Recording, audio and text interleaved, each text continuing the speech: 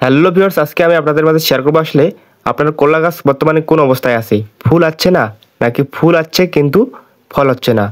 তাহলে এই ভিডিওটি আপনাদের জন্য। তো ভিউয়ার্স, অবশ্যই আপনারা ভিডিওটি শেষ পর্যন্ত দেখবেন, তাহলে আপনারা সঠিক তথ্য পেয়ে যাবেন আজকের এই মূল ভিডিওতে।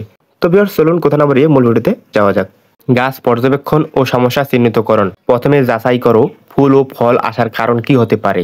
গাছ কি দুর্বল, বেশি পুরুষ ফুল কিন্তু স্ত্রী ফুল কম, পাতা হলদে বা পোকা খায়, ফল ধরে ছোট অবস্থায় ঝরে যায়, এগুলো বুঝতে পারলে পরিচর্যা দেওয়া আপনাদের সহজ হবে। তো ভিউয়ার্স, আমি এর কারণ ও সমাধান দেওয়ার চেষ্টা করবো, অবশ্যই আপনারা ভিডিওটি শেষ পর্যন্ত দেখবেন। আলো ও পানি নিশ্চিত করা। তো ভিউয়ার্স, করলা চাষ করতে হলে কিন্তু আলো পর্যাপ্ত পরিমাণে থাকতে হবে। করলা গাছকে প্রচুর রোদ দিতে হবে, কমপক্ষে দিনে 6 থেকে 8 ঘন্টা। গাছ যদি ছায়াযুক্ত জায়গায় থাকে তাহলে ফুল কম আসবে। পানির ব্যবস্থাপনা। মাটি সবসময় আর্দ্র রাখতে হবে, তবে জমে থাকা পানি একদম চলবে না। সপ্তাহে 2 থেকে 3 বার পানি দিন। বর্ষার মাটির পানি নিষ্কাশনের ব্যবস্থা থাকতে হবে।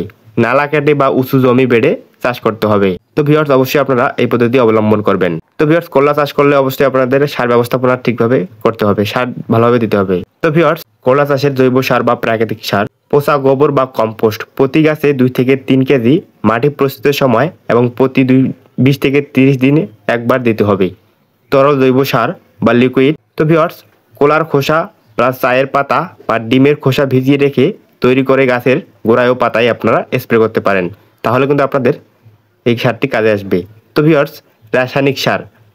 তো ভিউয়ার্স, আপনারা রাসায়নিক সার কী কী দিবেন এবং কীভাবে আপনারা এই সারগুলো দিবেন। তো ফুল আসার সময় পটাশ সার বাড়তে হবে, এটি ফুল ও ফলের বৃদ্ধিতে সাহায্য করে। তো ভিউয়ার্স, হরমোন প্রয়োগ। যদি স্ত্রী ফুল কম আসে তাহলে আপনাদের হরমোন প্রয়োগ করতে হবে।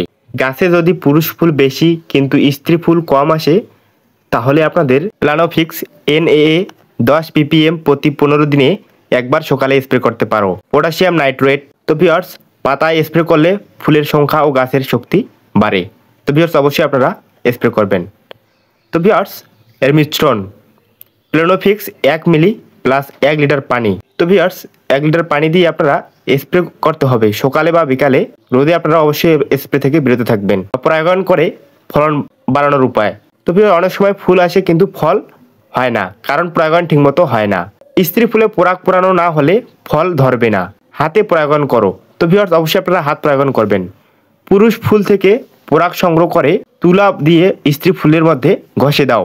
সকালে 7টা থেকে 10টার মধ্যে আপনারা হাত দিয়ে আপনারা পরাগায়ন করবেন, তাহলে কিন্তু আপনাদের অধিক করলা ধরবে। তো ভিউয়ার্স, আপনারা অবশ্যই করলা মাচায় চাষ করবেন। গাছকে মাচা বা জালার উপর তুলে দাও যেন আলো বাতাস ভালোভাবে লাগে। পুরাতন পাতা ও নিচের দিকের পাতাগুলো কেটে দাও যেন গাছের পুষ্টি ফুলে যায়। তো ভিউয়ার্স, অবশ্যই আপনারা এই দিকগুলো লক্ষ্য রাখবেন। পোকামাকড় ও রোগ দমন। তো ভিউয়ার্স, আপনারা পোকামাকড় বা কোনো রোগ আক্রমণ করলে আসলে কীভাবে আপনারা দমন করবেন। তো ভিউয়ার্স, স্প্রে করে আপনারা এগুলো দমন করতে পারেন। তো ভিউয়ার্স, অবশ্যই স্প্রে করার সময় ফুলে যেন বেশি না পড়ে সেদিকে লক্ষ্য রাখবেন। 7 থেকে 10 দিন পর পর স্প্রে করো এবং গাছে ফল থাকলে খাওয়ার আগে 7 দিন বিরত থাকবেন। তো ভিউয়ার্স, ফুল ও ফল ঝরা রোদের করণীয় আসলে কি আপনারা দিবেন। ইউরিয়া বেশি দিলে গাছ শুধু পাতা দেয়, ফুল কম আসে, তাই তা কমিয়ে ফসফরাস ও পটাশ বাড়াতে হবে। ফুল আসার সময় গাছ না নাড়ানোই ভালো, বাতাস ও আলো যেন পর্যাপ্ত পায় সেটা নিশ্চিত করতে হবে।